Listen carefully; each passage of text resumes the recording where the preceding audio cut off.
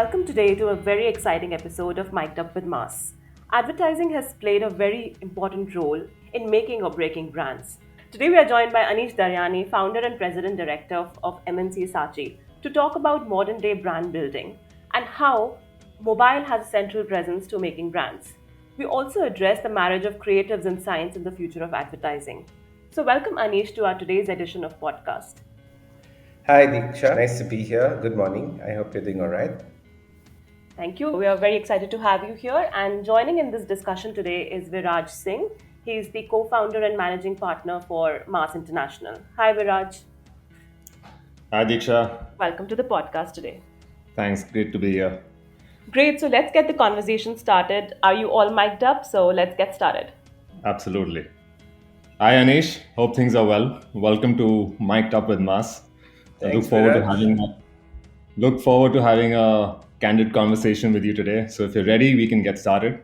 All right. Good to meet you here, Viraj. And thanks for having me here. I'm all right. I hope you too. And looking forward to an engaging conversation. So let's get started.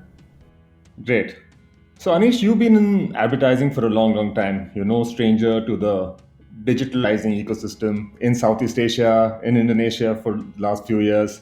But for anyone new who's tuning in today to this podcast, tell us a little about yourself, what work you do, and really what got you here.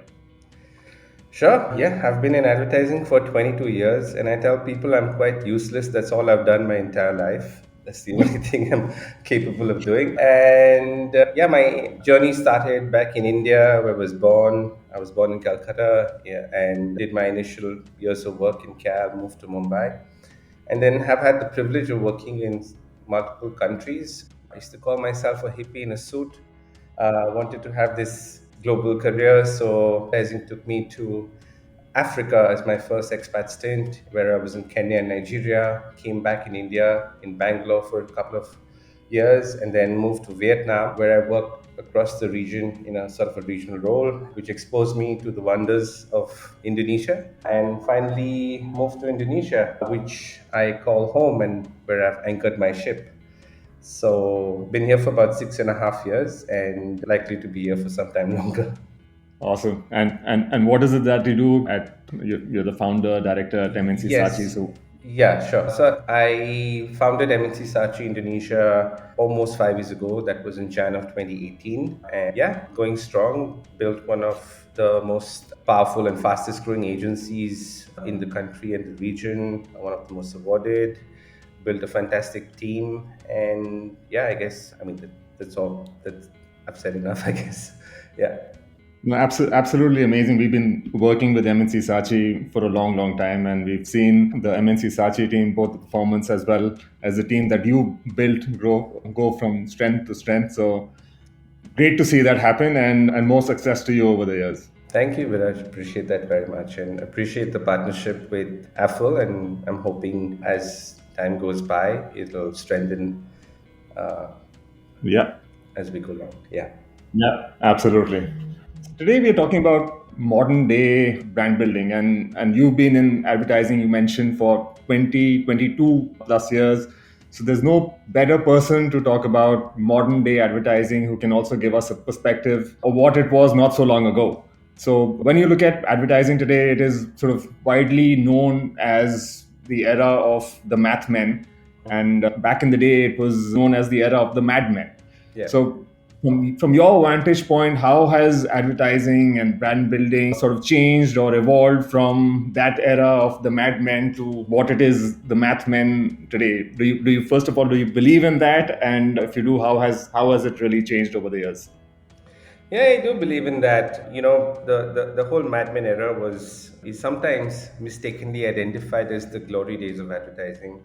Yeah, there was a time when, media and creative were unified, and agencies had a lot more bargaining power with clients. We were thought leaders in many ways. We were able to do and say things to clients and show them the way about things that they didn't understand and they didn't know. And a lot of it came from the understanding of the consumer.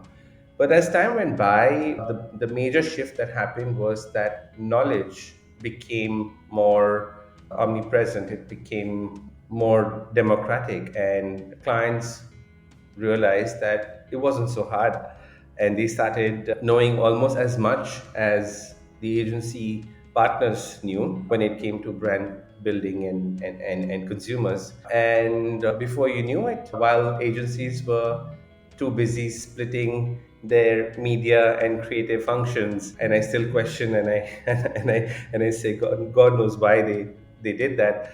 Clients overtook agencies when it came to mas- mastery in the art of brand building. And so from being custodians of the brand, we became service providers. From being partners, we became vendors.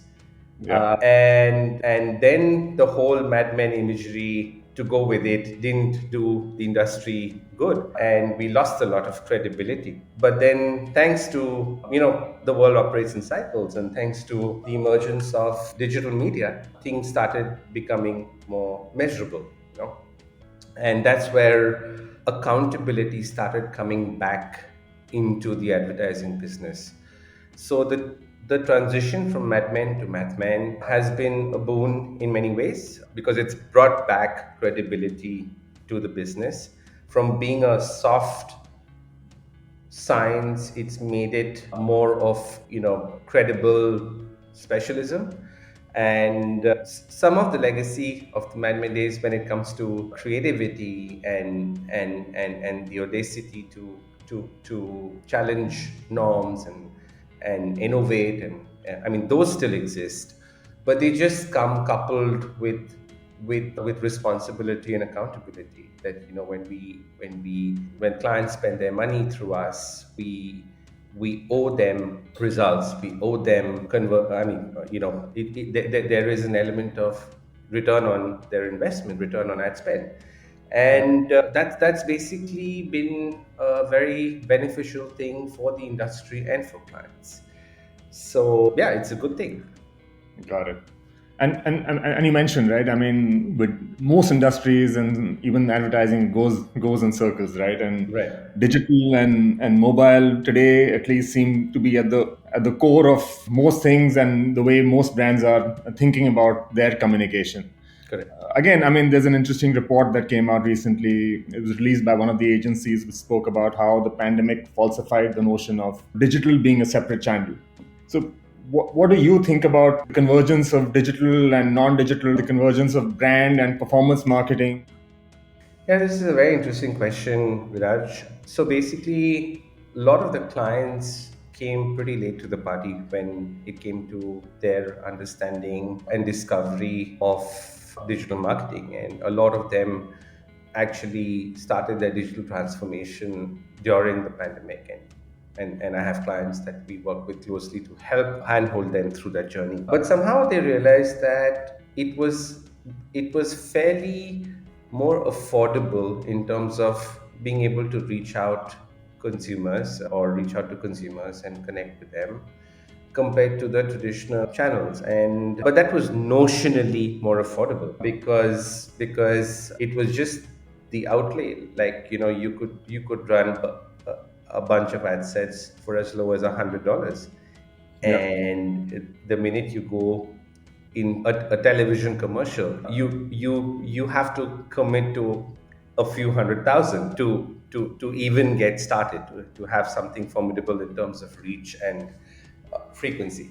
Mistakenly, I believe a lot of these clients, and it comes down to their marketing maturity, where they started believing that digital marketing was an alternative to the mix rather than being a part of the mix. And the same goes for performance as well. And again, we work with a lot of startup businesses, and so their education happens informally, and the introduction to digital marketing is more accidental than planned.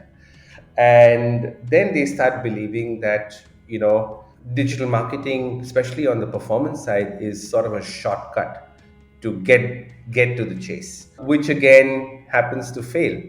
But there is a reason why things need to be the way they need to be, and we ought to respect that. And there's a way to optimize things through the funnel, and rather than look for shortcuts, which might lead to some short-term gains, but then when it comes to building a brand, it does long-term damage.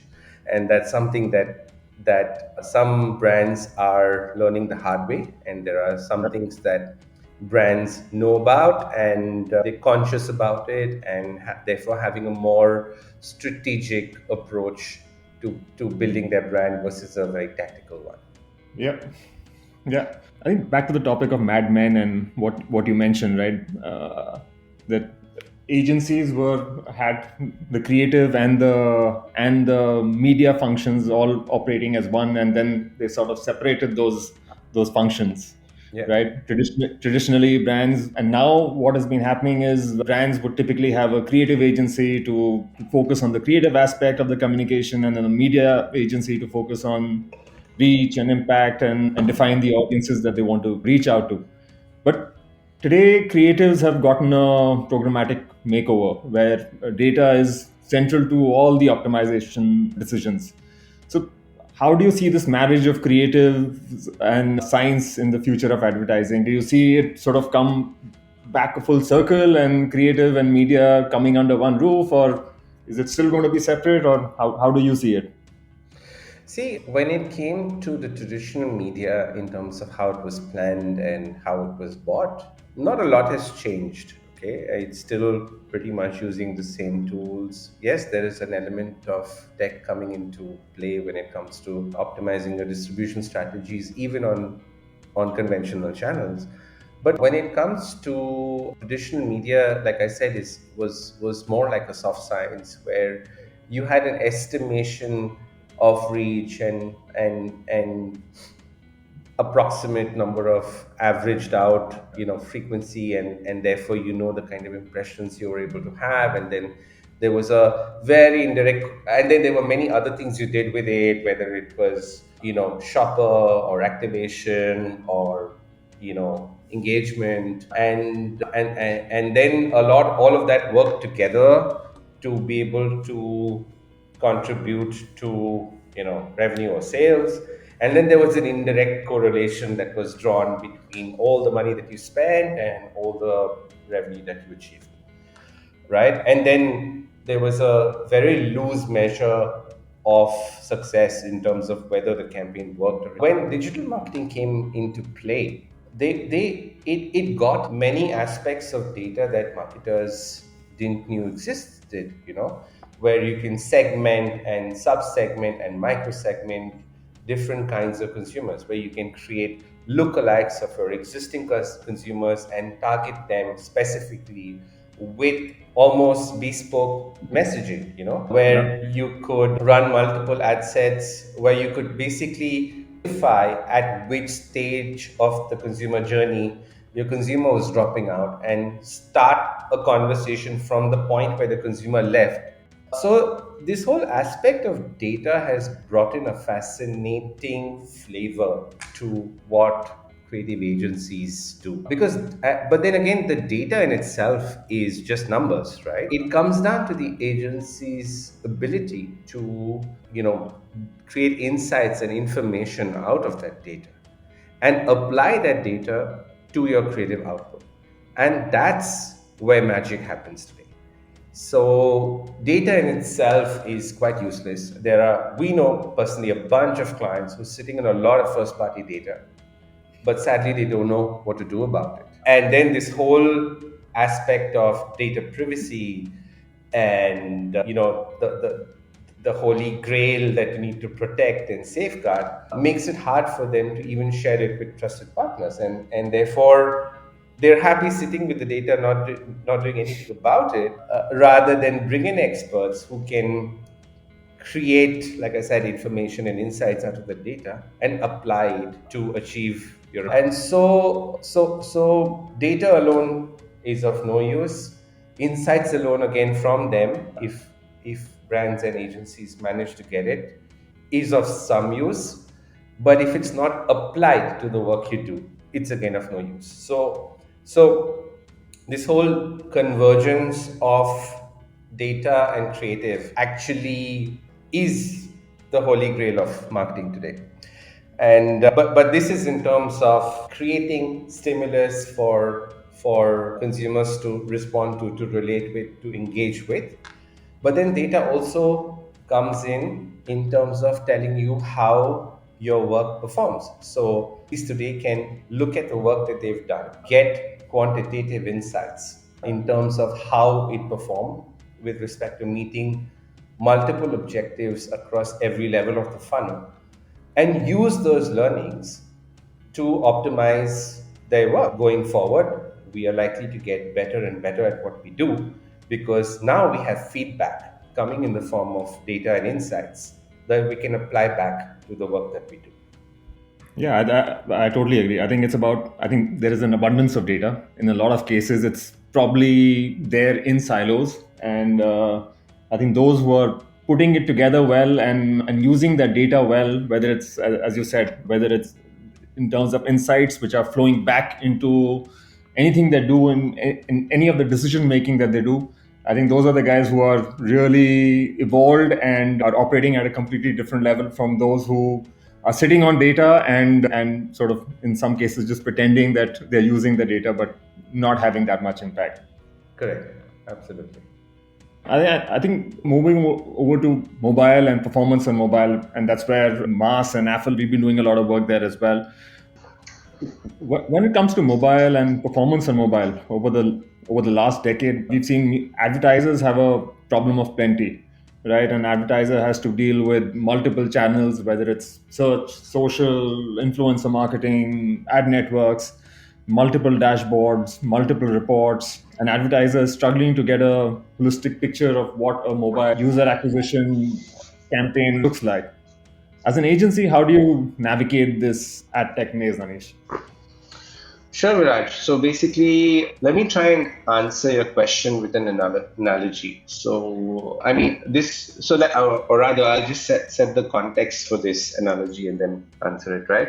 So, one of the reasons why a lot of the agencies and clients struggle with managing these multiple MarTech, stacks that they've created for themselves and dashboards they've created for themselves is that a lot of they tend to do a lot of their marketing activities in silos. And sometimes, again, like I was saying, the temptation to take shortcuts where you directly want to get into conversion rather than literally go through the journey and wait for things to happen for you. And in that context, there is an analogy. Think of it this way, that I happen to know Viraj loosely, like maybe just professionally on LinkedIn or whatnot.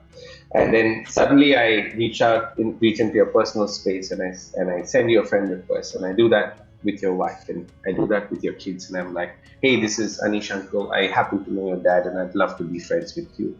Suddenly it changes the context of the conversation or the opinion about me with respect to you and your immediate family, right? Saying that it's a little weird. Like, why would a stranger want to make inroads into my life and get so personal, right? But on the contrary, let's say, Viraj and I met and we had dinner together and we got familiar with each other and we shared information about each other's families.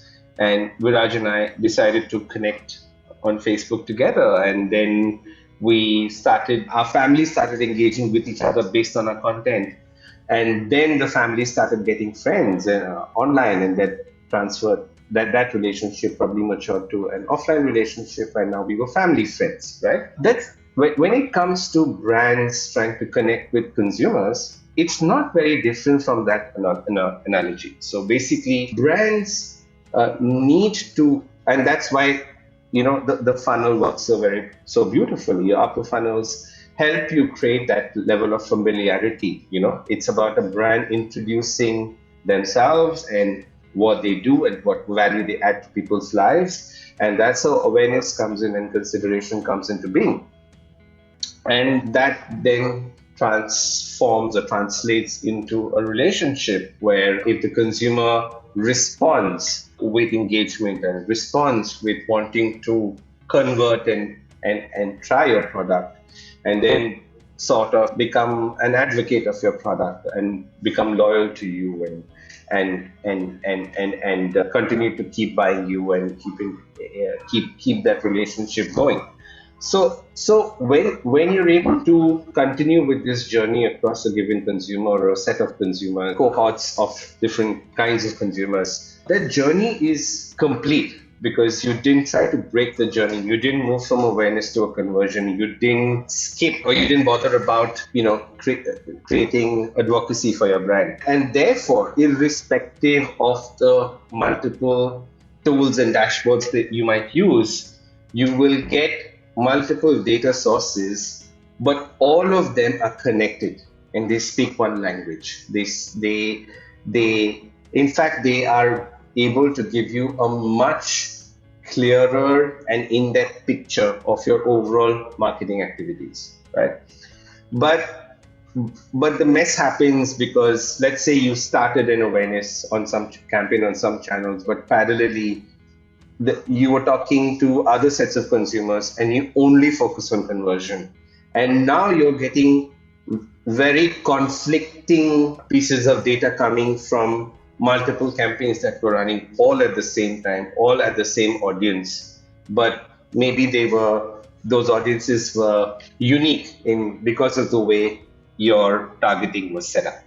So as long as it really doesn't matter what kind of martech tools you use or what kind of platforms you use or what kind of dashboards you have, as long as you make sure as a marketer, your journey isn't disconnected. You're not breaking the journey down, right? And if you respect that, you will see your marketing efforts pay off for you as a confirmed science, as a measured performance, which then throws back insights in terms of what works and what doesn't and what could be better, right? So yeah, I think we marketers just have to avoid this tendency to want to take shortcuts and actually follow the path and make sure that consumer journey or campaign journey is not broken. Moving on, as a successful marketer, you touched upon how there are various dashboards, and as a marketer, one needs to sort of look at the complete picture and understand the complete journey that consumers are going through. As a successful marketer yourself and having that experience around the world and for 20 plus years, what are your key learnings that you would want to share with new folks who are entering the marketing space, be it performance or brand? I just believe that, we live in an age where marketing knowledge is not passed on through textbooks, right? There's so much information out there, case studies out there. There are so many stories of achievers in their fields, in their respective fields, and there's so much inspiration lying around us. So I think anyone coming in with the intention of wanting to create a product which is meant to be a brand or a service that's meant to be a brand, whether in the traditional businesses that we've always known or the emerging businesses or Web 3.0 or whatever, I think the fundamentals remain the same, that, take inspiration and learnings from people's success stories, take learnings from people's failures, and make that work for you, make that count for you, and build on that, right? There's no point reinventing the wheel every time you begin to drive a car. You just assume that a wheel's meant to be that way, and you start driving. And therefore, complement. Everybody doesn't need to know everything and need to be an expert at everything. So complement your lack of understanding or your lack of education in a particular subject like marketing or digital marketing. Complement that with people who do, and that's where maybe consultants come into play, agencies come into play. I think there's a lot of fear among young entrepreneurs, and I meet a lot of them, where they feel that perhaps they might land up making too many mistakes, they might land up overspending, and somewhere they need to change the mindset in terms of, what's a spend and what's an investment, right? Every time you do a tactical activity just to meet some numbers or get some of your immediate objectives to be ticked off your to-do list, then it's definitely a spend because it's a transaction, right? But every time you are doing things to to to build your brand, then it's an investment, and that investment is going to go a long way. It's when you create sales through a transaction, it is a transactional event. You have an investment, you have a return on that investment, which could be neutral or positive or negative, depending on how your product performed or how the campaign was planned. But when you make an investment in the brand and your brand starts growing and starts pulling in people and users and creating loyalists for you and attracting the best of people to want to come and work with you, the the the value you create is is is several times unfathomable, actually, but several times the cost that you incur in doing your sort of tactical activities. So all the more as we're looking into tough times and headwinds ahead of us, people are talking of recession, people are talking of difficult sort of economic outlook. That I would urge, especially the new entrepreneurs, to hold themselves from taking these shortcuts and trying to be more short-term oriented when it comes to building their brand. You spoke about, Anish, maybe some tough times ahead of us. There are folks talking about a recession. It's going to get probably a little tougher in 2023. As we are nearly at the end of 2022, from a brand's perspective in 2023, given the macro environment, what are the big trends that you are seeing in the next year? Sure. I think a lot of the conversations happening now are rather speculative. There are many macroeconomic factors and geopolitical factors that are into play, whether it's the war in Ukraine, which has direct or indirect impact on so many economies across the world. The whole sort of new order in terms of foreign exchanges that are taking shape, the euro having gone below parity against the dollar, the British pound sterling almost reaching parity and then gaining value again, political instability across many geographies.